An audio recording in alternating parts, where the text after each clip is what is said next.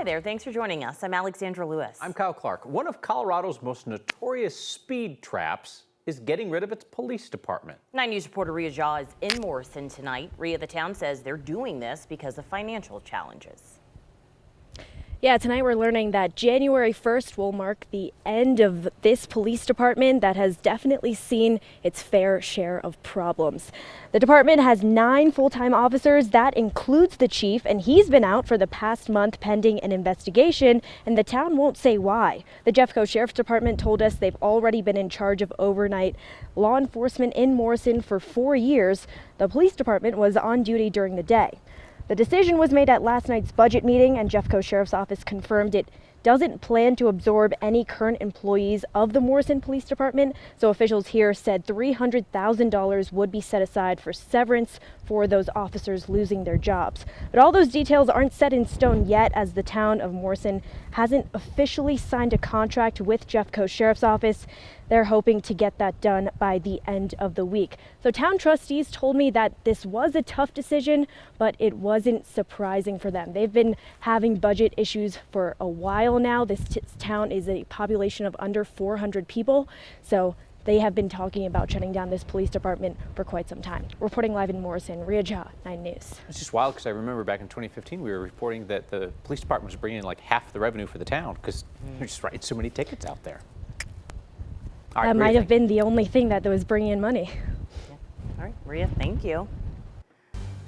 Our mild and dry pattern continued across the metro area today. In fact, sunshine and above average highs are expected for Denver throughout the weekend before a storm could bring some changes heading into next week. That would be nice, Kathy. I feel like I could use a little snow. It's December. Yeah, I think we've had a nice break. We'll be ready by then, and we'll get to enjoy a beautiful day tomorrow and Friday ahead of that change. In Denver tonight, fair skies, light winds. Even with that weak cool front that moved through this morning, temperatures were still above average. We're down to 32 in Denver this hour, -2 in Gunnison, and 22 in Steamboat. Winds are pretty light right now out of the west, but we do expect a wind shift, which may bring in some low-level fog tonight and a little bit of moisture out on the eastern plains. For Denver, mild and dry through Saturday. The pattern change comes Sunday into Monday. Colder weather for Denver early next week with the chance of some snow showers. Right now, we've got that dominant ridge of high pressure, so the polar jet stream is well north of us. This system that's coming in for the weekend is still offshore from San Francisco. We're tracking a system in the Gulf and some snow moving through Chicago and the Northeast. Other than a few high clouds tonight in Denver, we really don't have a lot to show you on the Futurecast, but we do think some areas around Sterling, Ray, Burlington, and Kit Carson early in the morning could see some areas of patchy fog. So if you're traveling late tonight or early tomorrow, be mindful of that. Temperatures in the 30s now, dropping 10 degrees by the wee hours of the morning. The extended forecast in detail coming up in just a bit. 2 children were hurt in a shooting today at a small religious school in Northern California. The kids are just 5 and 6 years old. The Butte County Sheriff's Office says the injured students were taken to the hospital after that shooting in Palermo, which is north of Sacramento. We don't know how those students are doing tonight. The Sheriff's Office says the shooter apparently shot and killed himself. Nothing yet on his motive. The Memphis Police Department has used excessive force and discriminated against black people. This is according to a Department of Justice investigation. The DOJ launched the investigation after the death of Tyree Nichols in 2023. 5 officers brutally beat him after a traffic stop, and he died days later. The report released today says, quote, Memphis police officers regularly violate the rights of people they're sworn to serve. The city of Memphis had no immediate comment on the report, but said earlier today it would not agree to federal oversight of its police department until it could review the results of the investigation. Once every few days on average, somebody in a jail in Colorado walks out because the state can't figure out what to do with them. Most are so severely mentally ill, they likely have little idea as to why they're being released in the first place. 9 News Investigates Chris Vanderveen recently came across one case out of Boulder that highlights a much broader problem with how the state treats those who are incompetent to stand trial.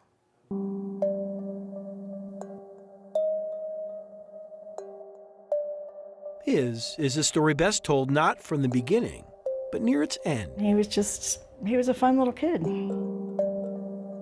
The night a system once again let down everyone involved. He was sweet, he was normal, he was playful, he loved to laugh. No longer the little kid who liked to laugh, an expressionless man we'll call Cole walked away from a jail staffed by deputies no longer able to stop him. He came out holding a sandwich and a drink of some sort. Even his mom will tell you what happened that night was wrong. He doesn't know what's going on. He's so traumatized already. Oh, there's anger, yeah. Yeah, there's anger. Deputies in Boulder County say a man is in jail after attacking a girl near a middle school today. 1 year prior, that release might have seemed unimaginable, particularly to the family of the middle school-age girl investigators said Cole assaulted. The girl says she screamed for help, kicking at the man and pushing him away. A frightening crime that earned Cole a notorious nickname. Everybody thought he was the boogeyman. Sure enough, first opportunity comes along, he's the boogeyman. Joe Swenson represented Cole in court. We're choosing to show but not name Cole to help protect his identity online for reasons that might become apparent. Hey, Cole? Cole, this Deputy Tagley Pell, but you can call me Tony. Apparent once you see the body camera recordings of his arrest. So you're Cole, right? Yeah. All right.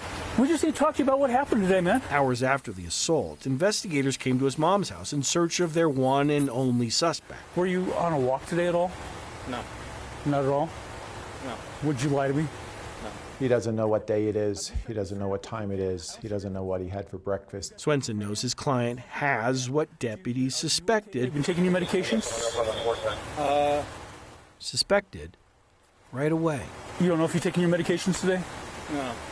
I think I have. His mom says it started shortly after he turned 16. It's shocking. You have no idea what's going on. I'm doing it in the house mostly. Doctors use the term schizoaffective disorder. He thought his family was trying to kill him. He stopped eating. You can't help but project into the future when you have a child. You're raising that child, but nothing prepares you for this. Nothing. Anything? What do you mean anything? His life became one lived on repeat. Hospital visits, arrests, hospital visits, and more arrests. One time they picked him up walking down the middle of Broadway with no shirt or shoes on. You understand what Miranda is? And so months into Cole's most recent stay inside the Boulder County Jail, Cole's attorney did what state law allows him to do. He asked for an evaluation to see if Cole was competent enough to assist in his own defense. The evaluation concluded Cole was poorly oriented to person, place, time, and situation. He did not know the date, and it was not apparent he understood the context of our meeting. Incompetent to proceed. Do you think that seems pretty clear? That he was incompetent? Extremely clear. And so on September 4th, and for the second time in his life, a judge did something required by law. He was getting out. I wasn't told when he was getting out, what the terms of his release were, just that the case is dismissed. Not required by law.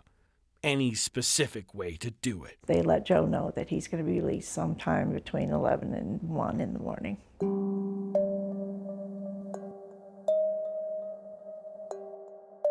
Case dismissed, Cole released a little after 11 p.m. with no money, no shoes, and most importantly, no plan. So he's got no access to meds, no health insurance, no plan, no pamphlet on where to go, nothing.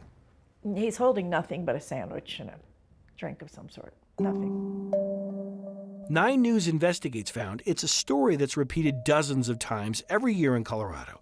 The state calls them PITPs, permanently incompetent to proceed. 48 times last year, 44 the year before, 36 the year before that, and 34 in 2020. He was in jail for a year. There should be a plan for what happens when he gets out. Newly elected state senator Judy Amabile We're failing miserably on this front. says we have identified a gap that needs to be addressed. And you do have to wonder, in what world is somebody who has been found unlikely to be restored to competency twice is not eligible for mental health care services? You don't want to talk to me, is that correct? Cole's family has since moved him out of state. They all hope this is the last time his story makes the news. It's hard on the family, it was hard on me, but it's hardest on him. He's tortured every minute of his life, dealing with what goes on in his brain. This story is repeated almost weekly in this state. Legislators have passed legislation that seeks to help people who are waiting in jail for competency evaluations. But this is a bit of a different animal. Recently here in Colorado, a man found incompetent to stand trial for an attempted murder case was released. And as 9 News Investigates found, he got his guns back and is now in jail once again for shooting at strangers. His lawyers are once again raising the competency issue. In the studio, Chris Vanderveen, 9 News.